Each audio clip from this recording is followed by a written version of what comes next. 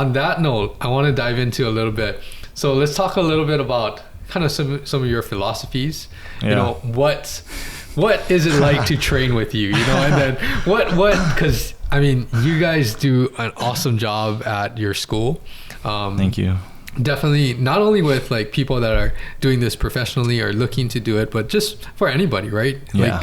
Like we were talking a little bit off camera, you know, like just making it a part of their lifestyle and making it something that promotes health, you know, keeps you going, makes it something productive. So explain a little bit about what you bring as a coach, what your approach is, philosophy a little bit. I know this could be a whole nother episode, but we'll just go briefly. Sure.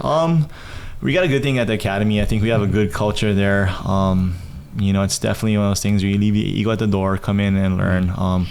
If you come in with, let's say, any sort of, you're bringing in a little too much ego or pride or whatnot, or if you're coming in with a great amount of expectations, I think it's not going to be the right fit for you. You know, I think people that come in with great expectations tend to be more impatient and things don't happen as fast as they like it. You know what I mean? But that's what makes our culture so strong at the gym, is that it, I want to say, lack of better words, kind of weeds those people out. But we don't have a culture where we worry about things being toxic there, because there's so much positivity there. And it's not the slap high fives after every little thing that you do. That's definitely not what we're about. But people understand when they come there that it's more than just coming there to train. It is a lifestyle, you know, and we're firm believers that coming in and training for fitness, health benefits, weight loss, learning self-defense, or coming in because you have aspirations of competing, or you compete but you feel like something's missing out of your game. We believe we're kind of like the one-stop shop for that. You know, we have these intro classes where we really pride ourselves on the fact that in the same intro class, it'll be first timers, could be overweight. I've had people over 70 come in, you know what I mean? To young teens and so forth. And in that class, there'll be a mix of first timers, people there for all sorts of different reasons. You know, every mix from pro combat athletes to first timers in that same class, and everybody gets what they need to get out of it. You know, and that's the biggest thing, you know, because I think you're going to get the physical side, of course, but I think what you need to get from it for it to be healthy and become the lifestyle thing needs to be the mental part. You know, the see something through, you start something, you know, it's important for you to finish it. You know, consistency, showing up, and, you know, you hear these young athletes talk about the grind and whatnot. You know, that's okay. Yeah, it's okay. You need to learn how to grind for sure. But I think we need to learn effort. You can show up and so forth, but sometimes showing up isn't good enough. Come in, whether you're just coming there to get, you know, healthier, or you're coming there to really get better, to compete. Coming in there and just having the mindset of giving your best effort, even if you're having off days and whatnot. And that doesn't mean things have to be so intense.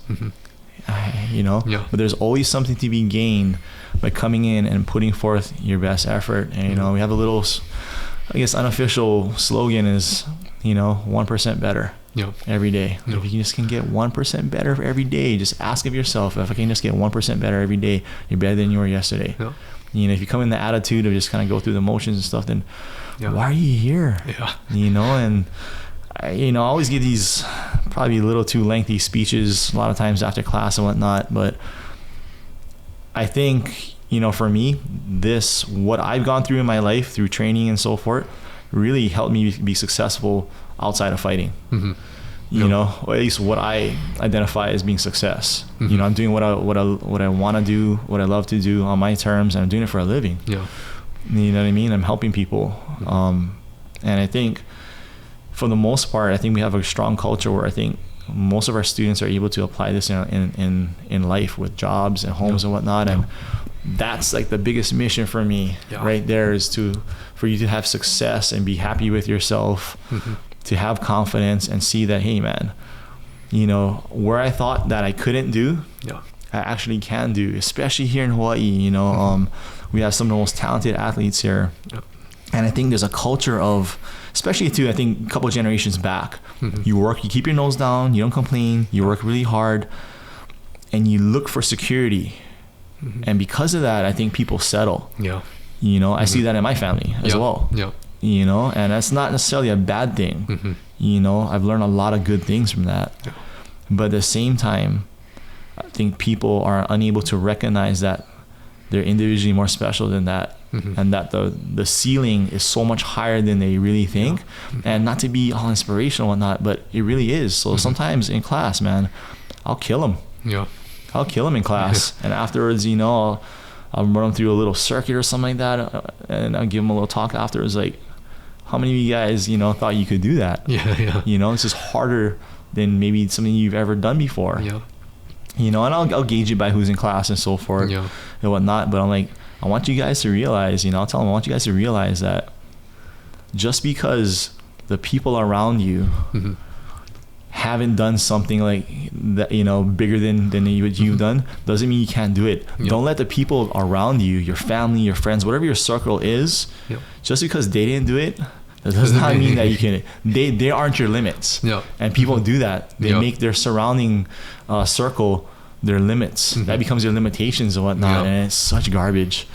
You know, so like, especially too as a coach with the athletes. Sorry, man, no excuses for me. There's so many things that we could go on and on about, but a lot of the same things. I think we have a lot of overlapping philosophy, and definitely, you know, effort. And it doesn't mean that it's always intensity and overtraining. Like, that's not productive either. And then just I preach that to my athletes, and we have never talked about this till now. The 1% better thing, that's like the number one thing, is like, I don't care if you get, you know, don't shoot for the 20% better by tomorrow. Like, it just gets you in trouble. But if you just be consistent over a year's time, you'll be surprised with, you know, again, raising the bar and setting new limits, right, for yourself, because you didn't realize that all of that consistency really paid off. And it's sustainable. Sustainable progress that you never lose, man. When you build that kind of foundation, man, you never lose it. And that's what creates a lifestyle to me. Yes, exactly. It's all about, the lifestyle is huge, you know. Otherwise, you're not really going to be able to sustain it, or you're not doing it maybe for the right reasons too.